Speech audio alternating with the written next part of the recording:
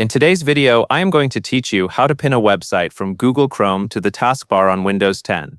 To begin, open Google Chrome on your computer. Once Chrome is open, go to the website or page you want to keep handy.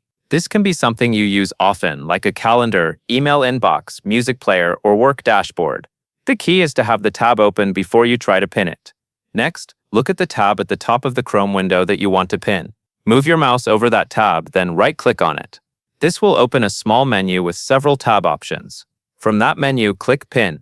As soon as you do that, the tab will change appearance. It will become smaller, and in most cases, it will only show the site icon instead of the full page title. This is normal, and it is how Chrome shows that the tab has been pinned successfully.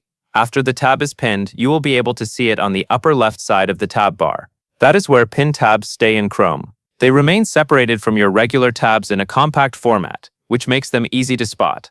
If you pin more than one tab, they will line up from left to right in that same area. Pinned tabs are helpful because they stay in place and are less likely to be closed by accident during normal browsing. This can make your workflow smoother if you rely on the same websites throughout the day. That is the full process. Open Chrome, right-click the tab you want to pin, select Pin, and then look to the upper left side of the browser to see it.